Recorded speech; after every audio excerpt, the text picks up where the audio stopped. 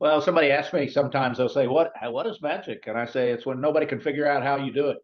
And really, it's about attention to detail, high expectations, hiring the right people, training them properly in attitude and performance and skills, and then treating them right. And I say the Mhm. key is hire them right, train them right, and treat them right, and uh, and have it with high expectations and tr managing people with empathy and discipline and creating this environment and culture where they're excited to come to work, they feel like they matter, and all of a sudden their performance is amazing Mm. because they're happy and they feel like they're trusted and included and involved and listened to, and then the customer gets magical service. Mm. So Yeah. it's just a matter of details. It's Yeah. everything matters. Hello, and welcome to another episode of the Life Hack Show, a series of interviews with exciting people who have built successful careers and businesses by taking action and getting more out of their day. Very much what we believe in here at Lifehack.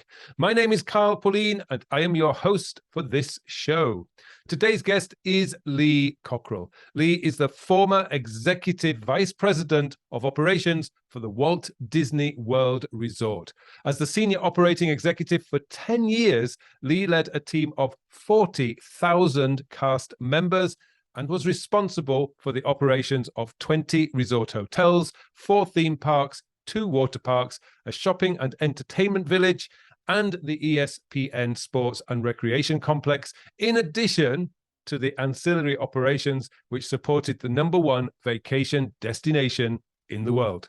One of Lee's major and lasting legacies was the creation of the Disney Great Leader Strategies, which was used to train and develop the 7,000 leaders at Walt Disney World. Thank you, Lee, for joining us today. Thank you. Good to be with you. We're a long way apart. We are indeed, yes. So Yeah. before we get into the depth of this, could you just give us a little bit of background, particularly like where you started and how you got to that executive level? Yeah, well, I went into the army after not doing very well in college because I'm not a very good student. So I went in the army, and when I got out of the army, I met a fellow. He was from the UK, and he Mhm. invited me to go to Washington D.C. with him and get a job at the Washington Hilton Hotel, which was going to open on March 15th, 1965. So Wow. I went along, and I ended up getting a job as a waiter. I was 20 years old, and I had a great time. And next thing I know, about a year and a half later, I got promoted into a management training program. And I tell people the only reason is because I have a good attitude, and my Mm, boss promoted me. And so mm, I got a start. And then I worked for Hilton 8 years in Washington, Chicago, the Waldorf Astoria in New York, Los Angeles. And then I joined Marriott Hotels mhm, and stayed with them 17 years. I became the vice president of food and beverage operations, planning for the hotel division worldwide, and that worked out well. Then I got recruited by Disney to go to France and open Disneyland Paris, which my wow. wife thought was the best idea in the world to go to France. Mhm. And we stayed there 3 years. I opened that, and then I came back to Orlando, and I was put in charge of all operations at the Walt Disney World Resort, and did that for 13 years, and then Mhm. I retired. And now I write books and speak and take Mm. naps. Yeah. Ah, yes, very important. So it looks like you spent quite a long time in the hospitality industry, as you know, just to give it a kind of label. What is it that drew you into that? I mean, did you have any other ideas when after you left the military at the army, or did you just have an open mind and just fell in love with the industry? I was young and immature. I had no ideas. I just, I was lucky, happy to have a job. I got a job, was having fun, Hmm. going out every night. And Hmm. I met a lot of great people because when you're in the hospitality business, people are from everywhere. I Mm. mean, every country in the world you get to be friends with. And Mm. so I just liked it. I didn't Yeah. have any other thoughts. I just kept doing it. And Mm. next thing I knew, 40 years went by. So Well, yeah. it was fun. And Mm. it's a very hectic business. It's different every day. The customers can be demanding, but Mm. I enjoyed it. And Yeah. met my wife in a hotel that I worked in. So Hmm. it all worked out. But Mm. no, I had no other goal. I didn't. I was really a young kid. I didn't know about anything. I just Mm. went with the flow. Right, right, yeah. So what do you think was like one of the most important or some of the most important lessons you learned in the hospitality industry? You know, in terms of Well, like how you've developed your life from that. Yeah, I think you got to really think on your feet. So you get challenged every day with guests and customers who have problems, and you have to solve them and keep a smile on your face and Mhm. stay cool and calm. And I also learned, I think, working for three great companies, Hilton, Marriott, and Disney. I mean, we talked about standards earlier. Mm, There are standards. they are. There's a Disney way to do things. That's the way you do it, Mhm. and Yes. that's how you get consistency. So I learned a lot of maybe management principles of why it's important to have uh, clear, I guess is the right word, clear Mm, standards, operating guidelines, clarity of expectations, and mhm. then that was good for me. I do like discipline. I do like it to be organized. Mhm. So that fell right into my lap, and Yeah. that's why I started teaching time management over the years, Right. because Yeah. it's about organizing yourself, getting Mhm. things done, Mm, setting priorities, working with other people. It's really mm. the same thing. And It so yeah. is. Yeah. I remember because as we were talking before we started recording, I started in the hotel industry. One of the enduring memories I have is my first general manager. Every morning when he would walk in, he wouldn't go straight to his office. He would walk down the hall with his finger on the banister, if you like, Mhm. and he always did it in front of house cleaner. And she loved it because she would start. I mean, I think her start time was probably 7 a.m., but she was there at 6:30, and that was the first thing she did. She'd wipe them down because she knew he would come in, and that's the first thing he would do. And he always did it with a smile on his face. And that's sent a strong message. Hey, Oh, it think did. It did. details are important. It was absolutely, and it stuck in my head thinking leadership is, because he did it with a smile on his face. He would say, I haven't caught you out yet, but I'm going to catch you. So it was all done it wasn't done like I'm the boss and you've got to get this right. It was done in a very friendly way. But it really kind of gave the front of house cleaner like some kind of motivation every morning when she came in. He's not going to catch me out. Yeah, she was proud of herself. Oh, she That's was. Yes. It yeah. was, it was fantastic. You're right. And again, when you mentioned about the time management, I did 6 months night management, and we had 9 hours to turn round the hotel basically so that it's ready for the start of the next day. And yeah, I think I was introduced to time management at that point because, yeah, most days 9 hours was enough. But if you had to set up 12 meeting rooms, clean down from Christmas parties or whatever, you had to be good with your time. And that's a difficult shift, being It is. that all night shift. Yeah, it Oh, really yeah. is. Oof. I enjoyed it though. It was good fun. So you've written numerous books. You've written quite a lot of books. Seems that a lot of what you've learned while you were at Disney, and in particular the creating magic. But in that book, you said one of the favorite quotes that I'm actually, it's not the magic that makes it work. It's the way we work that makes it magic. And that's something I've just been thinking about for the last week or so. It's like, yeah, but could you just expand that a little bit and in terms of how you meant that? Well, somebody asks me sometimes, they'll say, what is magic? And I say, it's when nobody can figure out how you do it.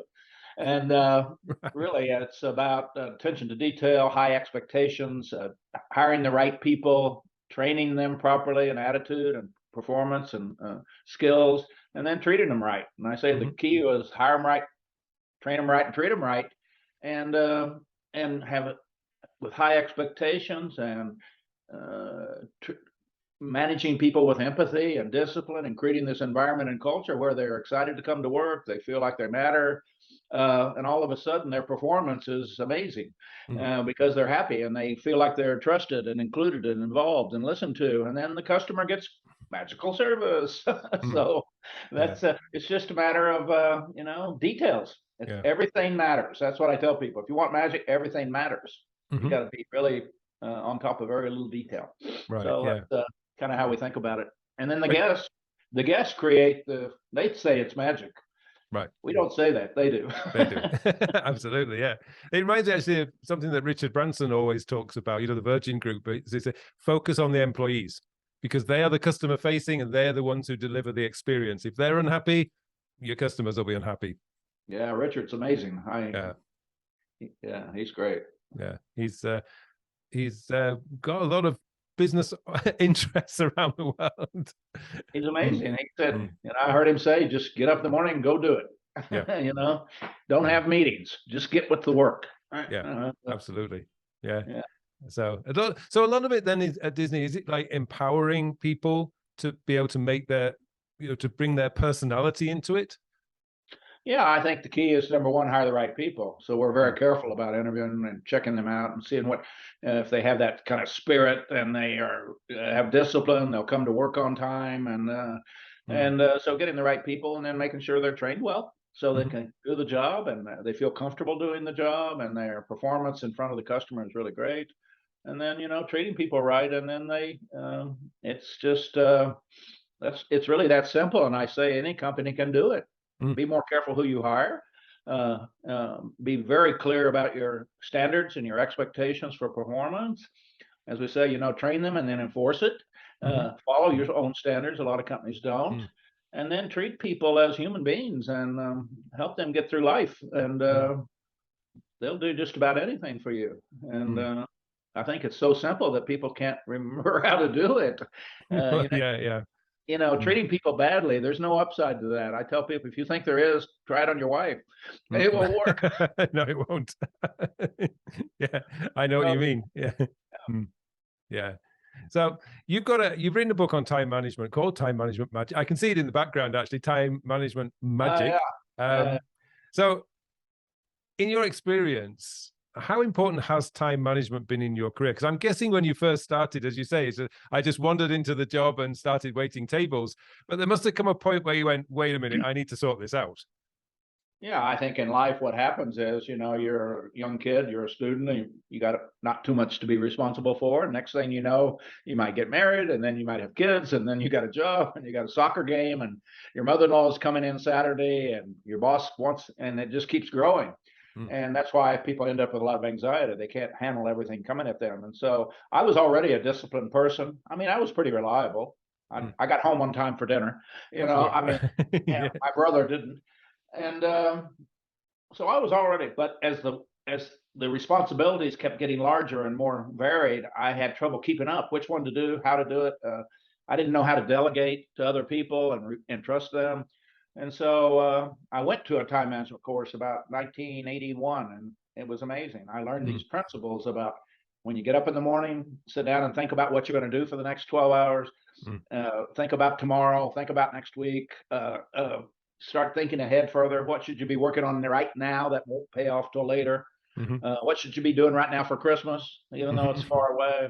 Your health, your everything. Think about those responsibilities you have and ask yourself, are you putting the right amount of time against them so that you don't have disappointments and regrets later on, wish you had done them.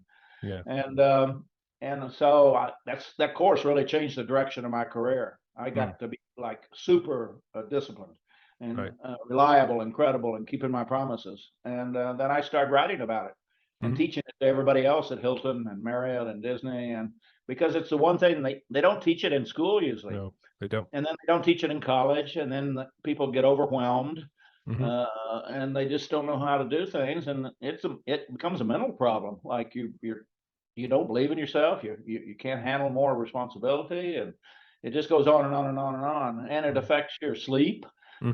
You're worried about this and that. And so I think it's probably the most important thing is to learn how to keep your life under control. Right. That's what it's about. How do you keep your life under control? Not your time, but so that you do the right things at the right time and you're thinking about them and because most of the problems in your life you create. I mean, I always ask people, ask yourself one question every time you have a problem. Is it your fault? And again, it's systems. There's a way to do it, and you can learn it. It's just like any course.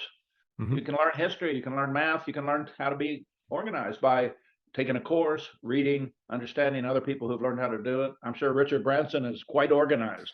He's written a lot. He's written a lot about it actually on his blog. He writes a blog on the virgin.com website, and he's written so many articles on time management, planning, goal setting. So you're right. He knows how important it is. And most people who get a lot done, Bill Marriott kept a little pad in his shirt pocket, and he was always writing it down, following up. And those kind of people have some kind of system that helps them.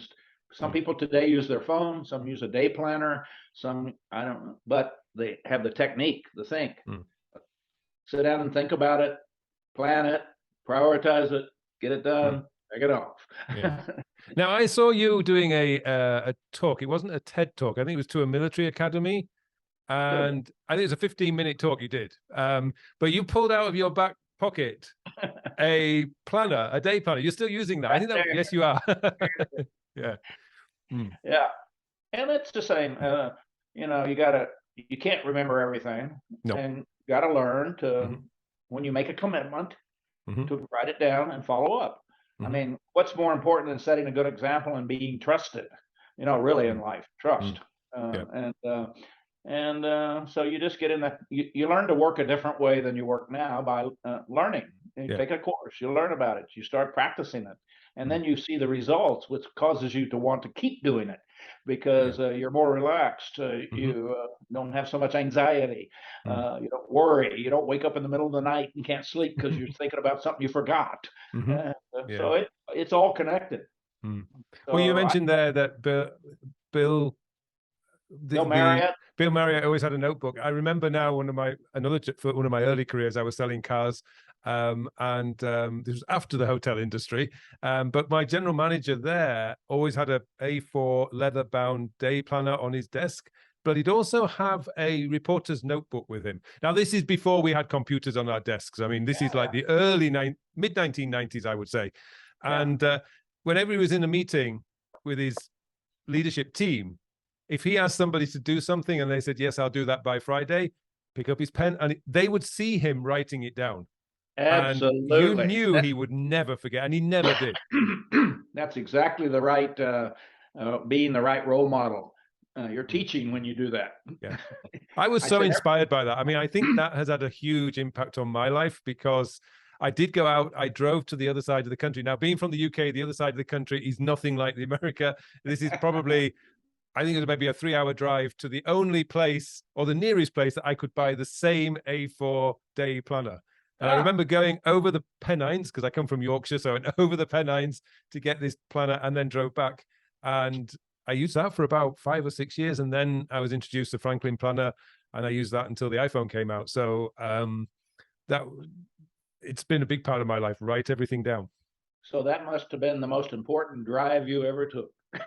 I would probably, looking back now, yes, at the time it was like everyone said that's just stupid. You could just go and get a day planner from a local shop. But looking back now, I think you're right. It was probably one of the most important drives I've ever done. Yeah, because of the results that came from that. Yeah, exactly. Just you know, one little decision can change your life. Yeah, you're absolutely right. It's surprising though how time management, you're right, is not taught in schools, and yet there's two things I think they should be taught in schools: financial management and time management. Exactly. Exactly. The two things that get people in trouble. Absolutely. I wish we did teach those in schools, but sadly not yet. Maybe in the future we will, but not yet. So another thing I came across was you have a time management course through your website, and you have I think the first lesson on your website is in one of the blog posts that you have. And in there, you talk about the foundations of a vibrant, energetic day. And I think you've covered some a little bit earlier, but if I remember correctly, there's maybe 3 things that you really need to prioritize. Because one of the things, because I coach time management and productivity, but one of the things that when I get people come to me, it's like, I've got all this mess, which is generally work related. And then when I sort that bit out and I'm scratching underneath, I'm going, what about your health? What about this? What about that? And I think you've put it in a perfect way when you mentioned it in that course. Could you just elaborate on that? I think it's 3 things that are really important in your time management.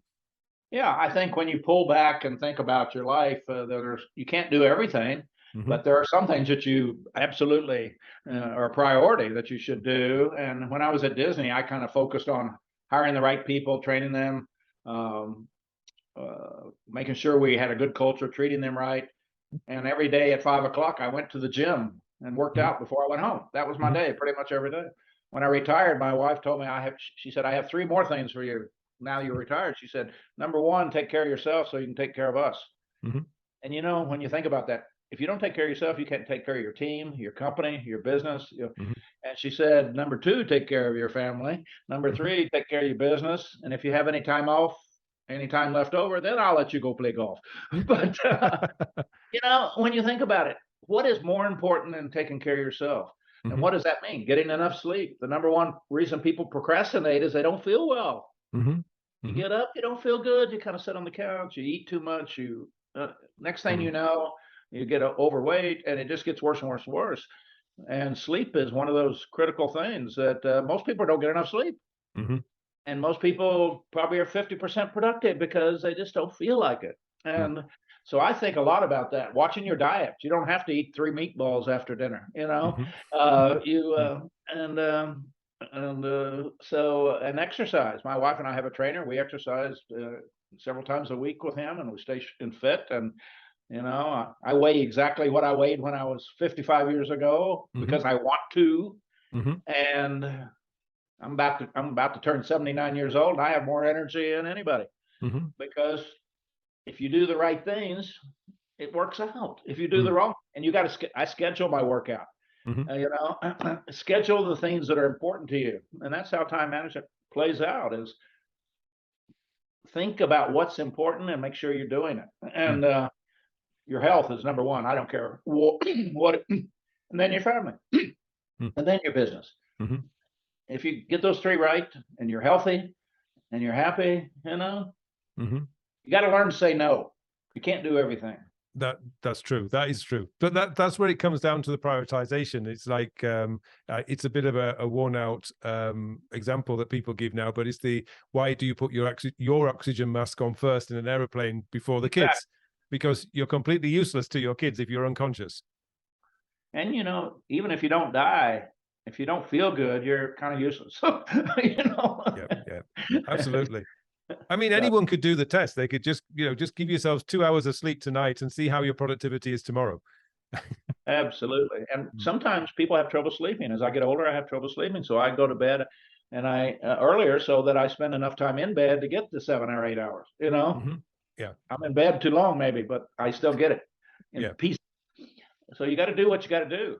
And if you need a nutritionist, or you need a trainer, or you need a doctor, get on this before you have regrets that you wish you did. Absolutely. Yeah. It's and the thing I've learned is, because I'm in my 50s now, but the thing I learned in my 20s, I believed I was indestructible. So I was, going out with the lads, drinking, smoking, doing all the things that we're not supposed to do. I think it was around about 35 when I discovered that hangovers no longer are half a day; they're actually 3 days, and that put a stop to me drinking heavily after that. I'll still drink socially, but I will not be going out on, as we call it in England, sessions anymore. I don't do that anymore. In the UK, they play hard. Yeah. Well, it was then, yes. But then I think once you get to, I think there seems to be like phases in life that you go through. In your 20s, I was lucky; it was before Facebook, so everything that I did in those days is, for long forgotten now. But when you get to your 30s, the aches and pains probably start. The hangovers last longer, so it's like a warning to say, okay, you've had your fun. Time to start getting serious about your health now. But you're right. I think if you do want to have a long, happy, successful career in anything, you've got to take care of your health. I know we've just sadly lost the Queen Elizabeth in the UK, but last year we lost her husband as well, Prince Philip, and he retired when he was 97. And then when he retired, he went to a farm on one of the royal estates and worked to the farm for the last 2 years of his life, because he never really retired. He retired from public duty. That was basically it. But I was really curious about how did he and the Queen, how did they stay so active into their 90s, well into their 90s, exercise every day. Duke of Edinburgh did it every single day from around about the Second World War, when he was introduced to a specific type of exercise, and he just continued with it. And the Queen, walking every day. That was her thing. She would be walking every single day. And, the power of, movement, taking care of your diet. And I think something else is probably what you're doing now, as you say, when you retired from Disney, you started your own business. So you gotta feed your brain too. Yeah. So would you say you're now busier than you were when you were at Disney? I'm very busy, but I love what I'm doing. I kind of moved from being this manager, boss kind of person to I now consider myself a teacher. which I Right. love because I get Mm. so much satisfaction out of it because people appreciate it. Yeah, You know? absolutely. Yeah. And so I tell everybody we need less bosses and more teachers because Hmm. when you teach, you also learn. You You're a do. student and a teacher Yeah. every day. Mm. And when you have that belief, you make a huge difference for yourself and for other people. I mean, it's Hmm. amazing. Yeah. Just that shift in how you think. Mm. Yeah, Yeah. absolutely. Yeah, it is true. So in the introduction to your time management book, you say you, as in you had to become a time management expert first as a means of survival, then as a way to help others make better use of their time. So at what point did that penny drop in your career? I was about, let's see, about 33, 34, 35 years old, and my Hmm. responsibilities were growing rapidly because I was Hmm. getting bigger jobs. And I have Hmm. a wife and I have a child, and everything was just kind of piling on. And I was getting stressed out because I was working way too many hours. I was working on Saturday, Sunday, coming in early, staying late, and it was not good for my marriage. My wife wasn't happy about that. I didn't see my son as much as I wanted to. And Hmm. my boss said, we're going to take a time management seminar. I thought that was a terrible idea. I said, I don't have time for this. I got too much. And it Right. turned out to be, I was forced to go. It was Mm. 2 days seminar. And I learned, like, the light came on. And I Mm. said, boy, I wish I'd have known this.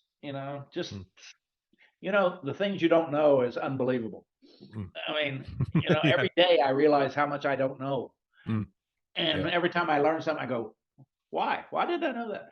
Mm. But this is one that, and actually, time management even helps you learn quicker because now, and you got a phone, you got Mr. Google, you want to look things up, you can learn, learn, Mm. learn. Mm. And that just, boy, that was right. That was the right recipe for me in my life. I mean, man, I love Mm. this system. I got Mm. myself the planner. I started doing it Mm. because I went to the seminar and I did exactly what he said. Right. A lot of people go to school and they don't follow up. They don't do it. They just Yeah. learn. If you Yeah. learn without doing, Yeah. it's kind of a waste of time. Actually. It is. It is. I think it was Tony Robbins actually who says that the statistics are something like if you just go and sit in a seminar and don't take notes, you'll remember about 5%. If you take notes, you're going to learn about 40%. If you take notes and participate, you're going to learn 60%. And and I think the next step, if you want to actually learn the 100%, they say then you've got to take action immediately after the I seminar or the workshop. I agree with that Yeah, 100% because if you don't start right away, you get back to your old ways. Life takes over again. it Life does. takes control, and next thing you know, you don't even remember what course you took. I mean, you got to practice. Yeah, Practice, practice, practice. yeah, absolutely. It's just amazing. So you did this time management course when you were around about 30, between 30 and 35. At what stage of your career were you at that point? I was a vice president with Marriott, Hmm. running food and beverage operations for half of the U.S. Hmm. And it was just, I had a boss that wanted more and more and more. I Hmm. had a wife that wanted me to go home, and I Hmm. had a child. I had to go to his football games, and it was just. And I'm also kind of a control freak, so I want to Hmm. do everything myself because I don't Hmm. trust anybody. And I have this fear of failure, so I want to look good. And Hmm. and it was just I was getting just pulled into this dark place, Hmm. and that's there's a point in your life where you kind of go over the edge. It's more than you can handle, Right, right. and unless you get a new tool, Hmm. I don't need a shovel anymore. I need a bulldozer. Yeah, yeah. And the time management course was exactly that, and it Mm. gave me that extra tool to okay, now I can handle the work. Right, And then and when you start doing it, you get better. You mm. improve the system yourself because Right. you learn all your little tricks and So setting you your have alarm. processes. Mm. Yeah, you learn your own processes and you Mm. develop it better. And then I Right. wrote the book because Mm. I had everybody I worked with had the same problem. Hmm. Yeah. And it made the people better, which made the company better, which made the Hmm. guest experience better. So Yeah. it just builds on top of itself. It does. Yeah. So normally with time management, it's kind of like, okay, you've got to back off some of all this stuff that you're doing. And that's why I asked you, at what point in your career were you? Because it's like back off some of all this work that you're doing, and yet your career still continued rising. If So I I think backed a lot off, of I'd people's get fired. yeah, right. And I think a lot of people's fear of is like, no, I've got to do everything because I want to get promoted.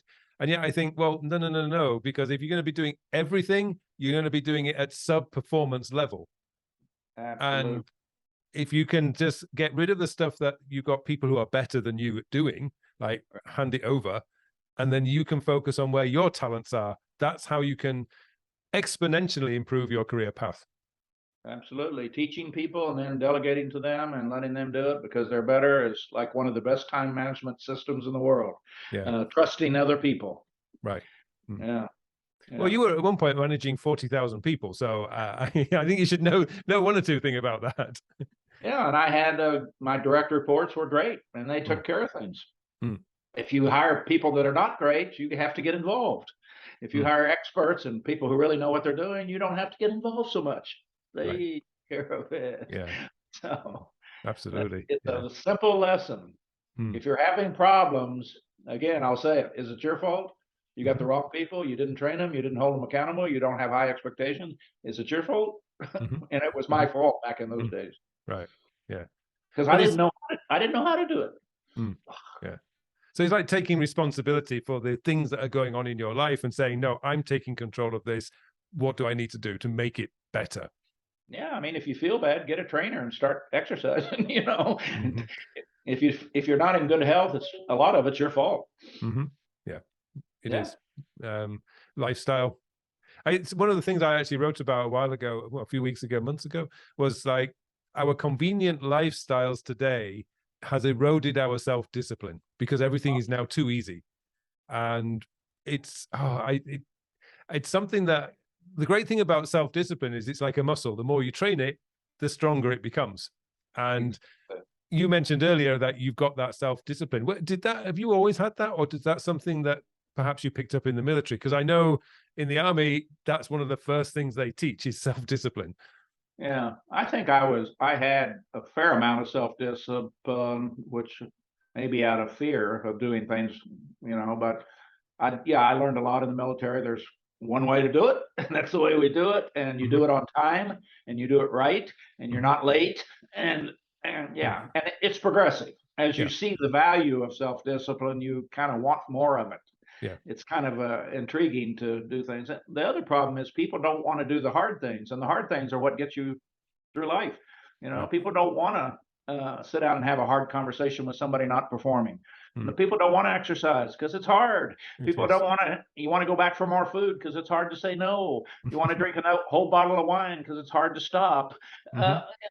If you don't do the hard things, life gets even harder. And so that's how I think about it. If I don't do this, what's going to happen? Yeah. What's the consequences? Pushes me. And I think it's ability to anticipate what will happen if you don't do something.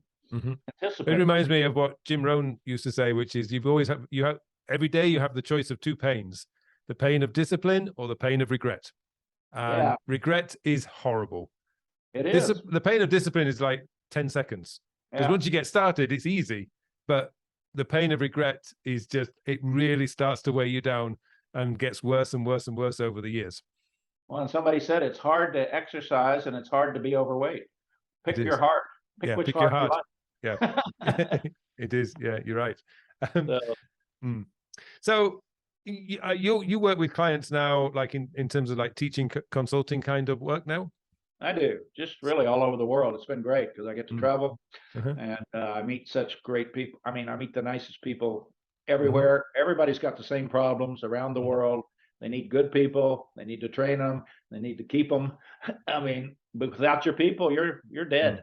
And so I don't care what country you're in, it's the same issue.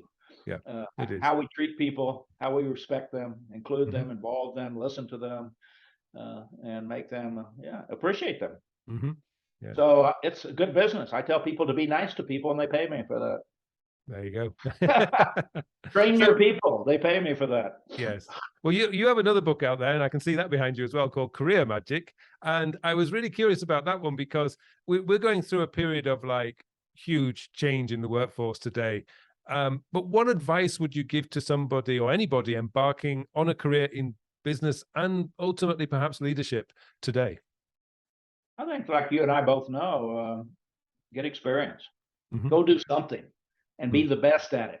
If you clean bathrooms, be the best bathroom cleaner the world has ever seen. Mhm. And next thing you know, you'll get promoted to be in charge of the bathroom cleaners. And then I think there's three things: education, experience, and exposure. And I think experience is the MBA of life. Right. Experience. Mm. Because education, can't remember half the stuff you learned in school. Experience, you never forget. Right. Experience. Mm. And then exposure to the world, living in Korea, traveling to the Middle East, knowing people from all cultures, appreciating people. I mean, because if you don't get exposure, you don't understand. You do not understand. And a lot of people are afraid to travel. They don't want to go here. Those people are a problem. That religion's a problem. But I mean, this is because you don't have experience and exposure. Right. Because when you get experience, those feelings go away. They have to. They can't stay with you once you have experience and exposure. So and we've done that with our son, our grandkids.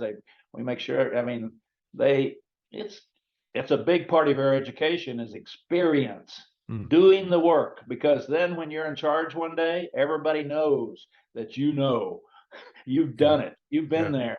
You've mopped the floors. Oh yeah, you can't take that away, and it builds your self-confidence. It does. I know indeed. what I'm doing, and people know you know what you're doing. So that's how I think about it. It's progressive. It doesn't matter what you do. Pick anything you want to do, and just be better than everybody else. Better attitude, better work, better reliability, flexibility, and you'll just you will get promoted. I guarantee you, because most people are not trying. No. You just reminded me, because of my hotel experience with Forte, Lord Forte, who founded the company, he before his son was allowed to go into the management team, he had to spend 6 months in every single department in a hotel. So he did dishwashing, room cleaning, front of house cleaning, bar work, restaurant work, back of house. He did everything. But he said, it's your education.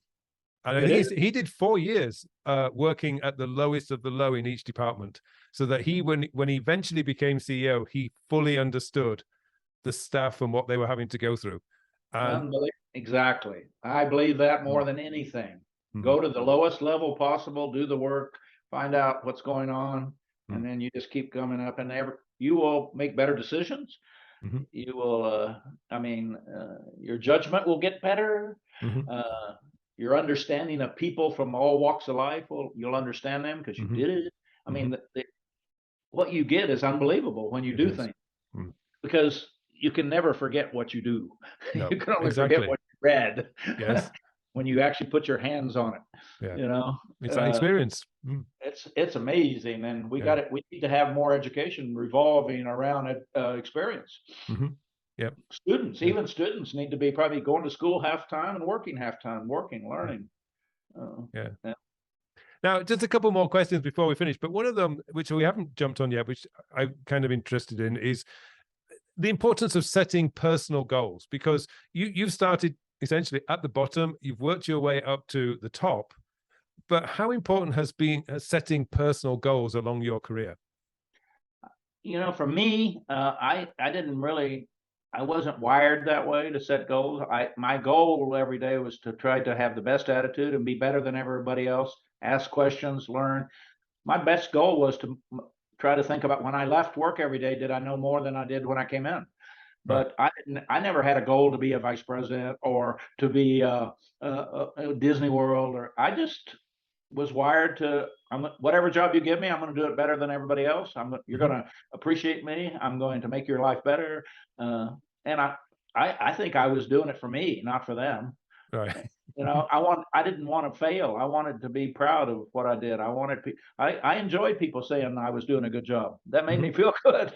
I still like it. People ask me why I give speeches. I said, because people clap. Right. When I play golf, nobody claps. So it was self-satisfaction.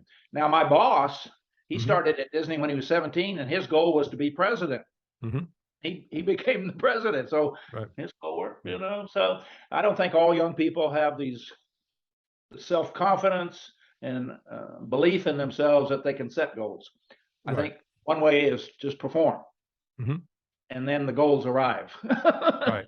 Goals you didn't know you had, which is maybe it's not even goals. It's just you're satisfied with life. You have a good life. You make enough money. You have good relationships.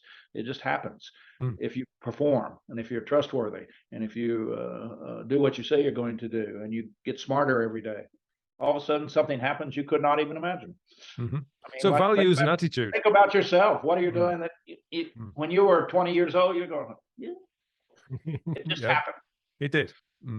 But so then really it's values and attitude, isn't it? Having the right set of values, honesty, integrity, and having that attitude of each day I'm going to learn something and I'm going to be the best at what I do. Absolutely. And I think you hit the right word, attitude. It's probably more responsible for your success and happiness than anything else. And it's yours. Nobody can do it, but it's your attitude. And I never did it for Hilton. I never did it for Marriott or Disney. I did it for me. You know, I wanted to be proud. I wanted people to say good things about me. You know, that's insecurity in a way. I wanted to be somebody. I grew up on a farm too, and we were very poor, and I didn't want to be poor, and I wanted to be help other people, and so it became. I tell people I did the same. I worked the same way, no matter how much my salary was. Right. It didn't matter. That was nothing. That had nothing to do with my performance, and that was for me. I wanted to be proud of me. Right. Yeah. No, it's a very healthy attitude to have, because each day you actually have a purpose, which is, you know, and that having a purpose is what gives us energy. Having no purpose, we have no energy. And that's part of the problem today. Yeah. You're right. Yeah. So the final question, which is we call it our signature question, which is at Lifehack, we believe that life is nothing without the time to live it. What is one thing that you will regret if you're not investing enough time in it, and why? Yeah, and I do. I think about it a lot, and I invest a lot of time in my family because my mother was married 5 times. I've been adopted twice. I got my name Cockerell when I was 16 by husband number 4 adopting me, and I've been married 54 years, and I have 3 grandkids that are 27, 24, and 21. 2 of them are here right now. They came to visit us and spend a week because we have that relationship. And my comfort is my family. Literally, I mean, you know, business is business, and that's all great, but nobody cares about your success in business. I care about my success. It gives me comfort. I sleep better because I have a great family. We support each other, and I don't want to have any regrets that I wish I had spent more time with them, or we go to vacation together, we spend Christmas together, we travel together. And most people who get very rich and very successful, and many of them end up with divorces and drug use and all kinds of problems. And I said, I don't need a lot of money. I just need enough. So I'm not working. I'm not trying to make gazillions. I just need enough. I don't need a lot. I just need enough to do what I want to do. And so that's for me, is understanding that life is short, and regrets, as you said many times, regrets are really tough because you can't go back. You can't go back. It's over. You can always get more money, but you can never get more time. I mean, it's exactly. I think when I woke up to that made me realize what was more important. Where am I spending my time? I don't really care where I'm spending my money as long as enough is going into savings, because I can always get that back. But where am I spending my time? And you might not get your wife back if she leaves. No, you wouldn't. No, that's true. Actually, I heard you, and again, in one of your talks where you mentioned about, you know, when you first get married, you say, I love you every day. And after maybe 5 years, you're probably saying once a week. After 10 years, it may be once a month. You know, after 50 years of marriage, it might be once a year. But so when I read that, when I heard that, I was going, I need to say it more often. Yeah, we do. We get in bad habits. Yeah, we get too comfortable. Yeah. We don't realize we like it, and they like it, and they want it, and we all need it. We all need to be appreciated and loved and cared for, and we all need it, whether we admit it or not. The meanest guy in the world is probably because somebody didn't hug him enough. Right. Yeah. No, you're probably right. Absolutely. Yes. So so it's if you've got that realization, you've arrived. Your life will be well spent. Oh, very good. Yeah. Well, thank you so much, Lee, for joining us today. It's been a real pleasure talking to you. And I'm sure we've got so much value for our listeners and viewers. So again, thank you so much. If you would like to learn more about time and life planning, then here at Lifehack, we have the perfect program. Our Life Planner program will teach many of the aspects we have discussed today and a lot more. Full details of this program are in the show notes below. Well, thanks again for joining us, and I look forward to seeing you in our next episode.